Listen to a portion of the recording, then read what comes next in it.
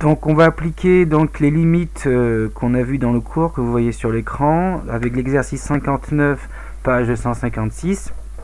Première limite. Donc il faut calculer les limites aux bornes de l'intervalle de définition. Donc là on va terminer les limites en 1, plus et en plus l'infini. Donc je commence par plus l'infini parce que c'est ce qui est le plus simple. La limite de ln de x, quand x tend vers plus l'infini, c'est plus l'infini. Donc il y a un rappel ici.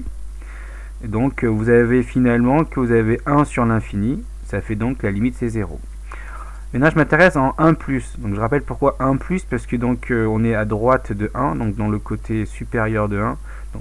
Donc on est 1 plus. Ici, donc la limite en 1 plus de ln de x, c'est ln de 1, d'accord? Mais c'est un 0 plus, puisque je m'approche de la droite donc de 1. Donc les images, quand je me rapproche par la droite de 1, les images sont proches de 0, mais du côté positif de 0, comme vous voyez sur la feuille. Alors pourquoi je mets 0 plus? J'ai oublié de vous dire pourquoi je mets 0 plus, parce que si je me contentais d'un 0, je ne sais pas, parce que 1 sur 0, je rappelle, ça n'a pas de limite en soi, mais c'est 1 sur 0 plus, ça fait plus l'infini, et 1 sur 0 moins, ça fait moins l'infini. Donc j'ai besoin de savoir ici si c'est un 0 plus ou un 0 moins. Donc comme c'est un 0 plus, la limite de f serait plus l'infini. Si c'était un 0 moins, ce serait moins l'infini, donc c'est pas le cas. Contrairement, parce que je ne l'ai pas dit, mais je me souviens que dans le cours sur Discord, je l'avais dit, là ici, je me préoccupe pas si c'est un 0 plus ou c'est un 0 moins, parce que ça n'a pas d'importance, la limite c'est 0, c'est pas nécessaire à préciser. Par contre là je le précise, puisque comme je vais inverser ce 0, ça peut changer la limite. Si c'est un 0 plus, vous voyez, c'est plus l'infini, si c'est un 0 moins, c'est moins l'infini. Donc c'est pour ça qu'ici je précise le 0, s'il est plus ou moins, alors que dans la limite précédente, je n'ai pas précisé. Pour le petit a, petit b. Pour le petit b, donc on va étudier, donc si on le regarde ici, les limites aux bornes, donc 0 et plus l'infini. Donc je commence par plus l'infini. Évidemment, je regarde s'il y a une forme indéterminée, et je remarque que non, que la limite en plus l'infini de ln, c'est plus l'infini. Donc, pour que ce soit clair, je n'avais pas été peut-être assez clair, donc finalement, si ln de x tend vers plus l'infini quand x tend vers plus l'infini, la parenthèse là, ln de 1 moins ln de x, ça tend vers moins l'infini. Donc la parenthèse tend vers moins l'infini. X il tend vers plus l'infini. Donc par produit, on a plus l'infini fois moins l'infini. Ça fait donc moins l'infini.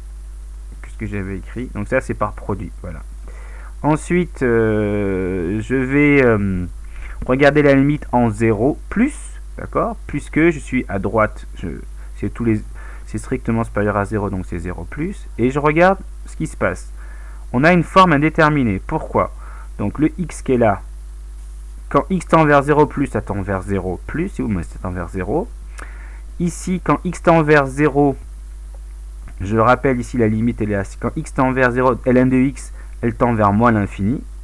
Donc le tout, ça fait 1 moins l'infini, donc ça fait 1 plus l'infini. Et en fait, 1 plus l'infini, ça fait l'infini.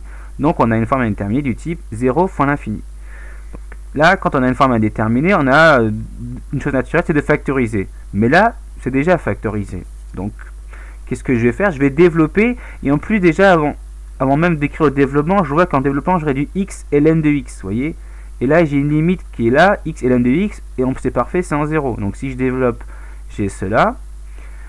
La limite de x, vers 0, c'est un 0 plus, d'accord? Je peux le préciser, mais ça n'a pas d'importance.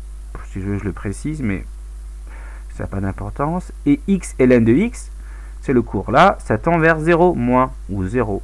Et du coup, vous avez la limite de f, c'est 0 moins 0, ça c'est pas une forme indéterminée, ça fait 0. Après on peut se poser la question, c'est un 0 plus, c'est un 0 moins.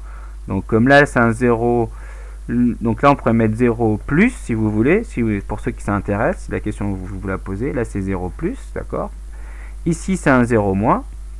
Donc au final, si on regarde bien la limite, vous avez 0, un 0 plus, moins un 0 moins, d'accord, qui va nous donner donc un 0 plus, voilà. Mais ça, c'était pas demandé, on peut s'arrêter ici, là, ce que j'écris, c'est déjà, c'est suffisant. Petit c, alors le petit c, on s'intéresse donc en moins l'infini et en moins 1, moins, parce que donc on est à gauche de moins 1. Ici, on calcule donc la limite de ce qu'il y a dans le logarithme népérien. Je rappelle que donc là on a ce qu'on appelle, donc on a une fraction de polynôme, une fraction rationnelle. Comme la limite étant plus ou moins l'infini, je peux me regarder seulement les monomes de plus haut degré. Donc c'est seulement quand je tends vers plus ou moins l'infini. Ce n'est pas vrai dans les autres cas. Donc là, la limite de cette fraction de polynôme, c'est donc comme la limite de x sur x, donc ça vaut 1. Donc quand x tend vers moins l'infini, bah, la limite de 1, ça reste 1. Donc il n'y a pas... Là, il n'y a pas de... Ça n'influe pas sur 1. Il n'y a pas de x dans 1, donc... Maintenant, si je pose grand X égale x plus 1 sur x moins 4. Donc la limite de f, qui est là, c'est comme la limite de grand X. Mais vers quoi tend grand X? Là, on voit, quand petit x tend vers moins l'infini, le grand que j'ai entouré ici, lui tend vers 1. Donc c'est pourquoi ici je mets 1. Donc, et la limite de ln de grand X quand grand X tend vers 1, c'est ln de 1 qui vaut 0. Voilà, donc cette limite, elle vaut 0. Donc la limite de f, c'est 0. Maintenant, si je regarde en moins 1, moins, je regarde, donc quand j'ai x plus 1 en moins 1, moins, donc ça fait 0, 0, 1, 0, moins. Ensuite, la limite de x moins 4 quand x tend vers moins 1, donc je remplace le x par moins 1, ça fait moins 5. Bon, moins 5, moins, ça, on s'en fiche. Au passage, pour ceux qui ne sauraient pas pourquoi ici c'est 0 moins, je peux tout simplement me faire un tableau de signes ici, au-dessus là. Hop. Je regarde le signe de x plus 1. Je sais que ça s'annule en moins 1. D'accord.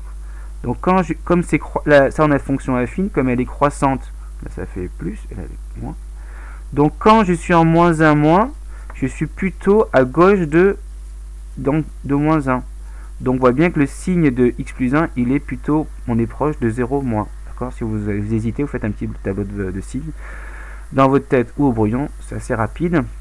Donc au final, la limite de x plus 1 sur x moins 4, vous avez donc 0 moins sur moins 5. Donc comme le 0 est négatif, on est proche du 0 mais du côté négatif, finalement ça fait comme limite 0 plus à cause du moins 5. Donc si je pose grand X égale x plus 1 sur x moins 4, la limite de f, c'est la limite de ln de grand X quand grand X tend vers quoi? Là je le vois, quand petit x tend vers moins 1 moins, on voit bien que tout ça là, le grand X, il tend vers 0 plus. Donc là je mets 0 plus. Et donc ça c'est une limite du cours qui se trouve là. La limite de grand X, de ln de grand X quand x tend vers 0 plus, c'est moins l'infini. Ensuite on passe au D. Alors le D, on va donc s'intéresser aux limites en plus l'infini et en 0. Ah oui, donc ça va derrière 0. En 0. Donc plus l'infini, on regarde ce qui se passe. On a une forme indéterminée. Pourquoi? Puisque là, j'ai l'infini pour lui, l'infini là, d'accord? Si vous voulez, je peux faire la correspondance. Quand x tend vers plus l'infini, x tend vers plus l'infini. Quand x tend vers plus l'infini, ln de x, elle tend vers plus l'infini. Et là, ici, quand x tend vers plus l'infini, ça fait plus l'infini, mais il y a le moins là, je rappelle ici. Donc on a le moins ici. Donc on a une forme indéterminée. Mais qu'est-ce qui se passe? Bon, il y a plusieurs possibilités. Je propose ici deux méthodes. La première méthode, c'est de voir qu'on a une différence entre deux logarithmes, donc on peut les réunir en un seul. Et ensuite, donc étudier la limite de l'intérieur du logarithme népérien. On voit que là, en plus l'infini, donc je rappelle que donc ça fait 1. Donc au final, la limite de tout ça, c'est la limite ça fait donc ln de 1, si vous voulez là, pardon. Donc ça fait 0. Donc j'ai pas détaillé, mais c'est assez similaire à ce qu'on a fait précédemment. La limite de x quand x tend vers plus l'infini, c'est plus l'infini. Donc là j'ai oublié ici quand x tend vers plus l'infini. Donc on a plus l'infini, plus l'infini, pardon, plus 0, donc ça fait plus l'infini.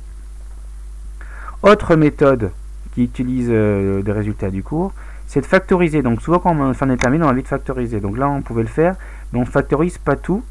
On veut juste ramener par exemple à cette limite qui est là. Vous voyez, on voit que si je factorise par x, je vais me ramener, je le vois, à cette limite là. Donc je factorise par x seulement ceci et cela. Donc ça fait x facteur de 1 moins ln de x sur x plus ln de x plus 1. Donc là, vous avez la limite du cours que j'ai rappelé ici, c'est 0. Donc ça fait 1 moins 0, ça fait 1. Donc en plus l'infini, ça va faire l'infini pour tout ce terme-là. Lui, c'est aussi l'infini, donc ça fait aussi l'infini.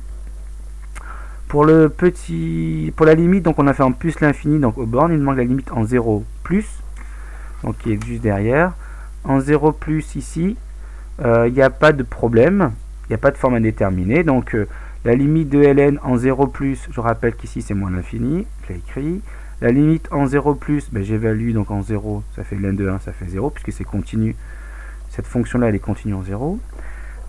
X c'est 0, donc je fais la somme de tout ça, c'est plus l'infini. Donc là, je rappelle les exercices pour la fois prochaine, pour vendredi prochain, donc pour le 60, page 156, et le 10, page 145. Et on se retrouve sur Discord à 14 h pour ceux qui le peuvent.